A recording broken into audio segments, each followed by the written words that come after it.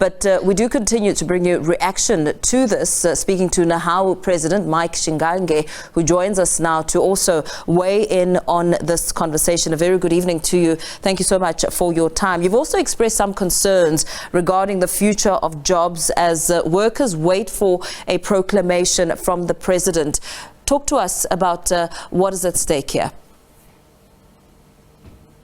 Yes, good evening, Boyd. Good evening to your viewers, and thanks for having us. Look, we must confirm that as NEHAWU and through our Federation COSATU have always campaigned for the doing away with the Department of Public Enterprises. For us, it didn't make any sense that you will have an entity reporting to more than 3 departments, either DPE, energy and minerals, or transport. So we have always advocated for the departments to fall under what we call parent departments. With the current existing government policies, we shouldn't be worried about the future of the jobs of our members, of the workers in general, because it's given that the workers must follow the functions where they are going. And it will not be for the first time that there is a reconfiguration of department or a restructuring in the country. Even way back during 1995-96, when we were rationalizing the public service, there will have been a fraud process that was followed through the bargaining council, wherein consultation will take place. So we expect that once the president has proclaimed whatever directives which have got nothing to do with the state of the workers or the job security for our members, but they have got everything to do with the powers and the responsibility of the ministry that are inheriting those workers. A process of consultation at the SABC following Section 197 of the LRA will then ensue to ensure that the transfer, the restructuring, or the reconfiguration take place in that context. The similar process that we will have followed in 2019 through Resolution 1 of 2019. In this instance, when that consultation takes place in a PSABC, it will not only include or involve the DPE, it will also involve other departments that have been either unbundled or merged together.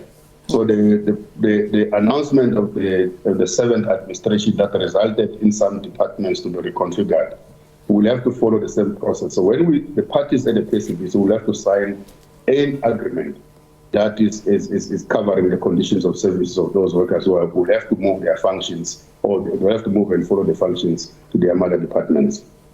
So the agreement on the 2019 reconfiguration of government departments, how much confidence does that agreement instill as we assess the probability of job losses and the lessons that you're drawing from that agreement during the previous administration? Well, no worker lost a job in the previous administration in 2019 due to the reconfiguration.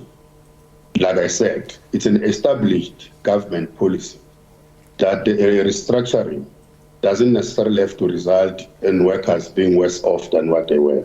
And the previous administration followed the proper prescripts of consultation with the parties at the PSABC, and collective agreement was agreed on. And fortunately, unlike in other agreements, there was an adherence and the respect of that collective agreement. It is our hope that the GNU and the 7th administration will not venture into what was already beginning to crop in, the undermining of collective bargaining. Obviously, we will have to sign a new agreement, because when the reconfiguration of the departments through the 6th administration, there was no DPE. There was no unbundling, for instance, of energy, mineral resources, and a few other departments that have either been unbundled or they've been meshed together. So it is given that a new resolution will have to be entered into to incorporate the new departments that are affected, including the fact that some responsibility needs to fall under the presidency itself. It's a new dispensation. So we have confidence, for as long as the parties into the GNU will respect the spirit of collective bargaining and also the institution of social dialogue, and also the existing policies of no worker must lose a job as a result of government having a need to expand the cabinet and thereby creating more departments than there were ever before.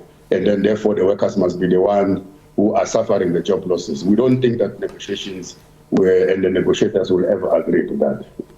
Do you think that there's a commitment to some of the factors which may be put on the table when it comes to perhaps job titles and job specs changing in the face of technology, AI, and upskilling that may need to take place? Is that a concern that you believe will be accommodated? How has it worked before when you look at factors about, will the positions be suitable? Will they match and place employees correctly given the experience and the requirements that are now needed? Remember that the advent of the AI, or the fourth industrial revolution, is something that this country has been talking about for a long time. And the commitment of this country and the logical thing to do is that we introduce the technological advancement in the pace and at the rate which will not leave anyone behind or leave anyone worse off than they were before. It has always been a responsibility of any employer, be it public and private, but also ourselves as a country, to transit into ensuring that the technological advancement, they do that exactly, which is to advance the human development rather than to result in people being unemployed. When there are changes in the workplaces, for as long as we have entered this democratic dispensation, it has always been a responsibility of the employer to upskill and also to identify new sectors that are going to arise as a result of the advent of the 4IR. So this is a matter that what we used to call before COVID, the changing world of work. Obviously, the world of work might need to change, but it doesn't mean that you must discard the workforce that we've had, that they've held the fort so far, that they've ensured that the economy runs, that they ensure that the state delivers its function. They cannot be the ones who take the fault of the changes brought about by the government in their quest to not only strengthen the service delivery, because restructuring, we always support this for as long as it's about strengthening the service delivery, but also to accommodate some of the political ramifications that came as a result of the outcomes of the elections. So the workers cannot be the ones who pay the price of such outcomes. Yeah. So it is our belief and confidence that once the consultation takes place at the bargaining council and the parties sign the collective agreement, those imperatives are going to be teased out and are going to be agreed about. The transition, which we normally call the just transition, will have to be put in place in that agreement so that there's no worker that must feel the brunt of the changing of the government institutions. So when do you plan on approaching the bargaining council as you try and get some clarity on the transfers of workers' functions? No. We as parties of the bargaining council, we are there. We are at the bargaining council almost every day of our life.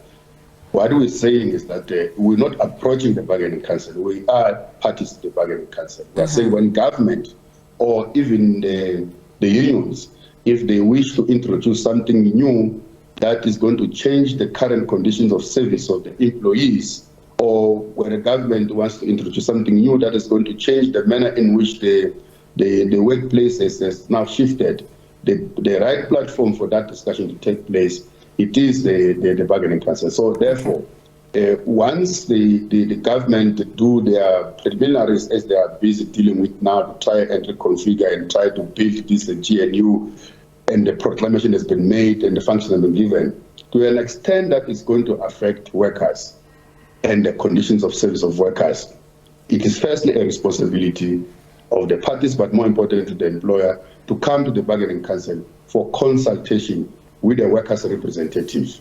Because workers in the entities, workers in the departments that are affected in this instance, for example, DPE and other departments that are affected, are represented by the unions in the bargaining council. And we will await that time when the Section 197 is now invoked for us as parties to engage on that matter.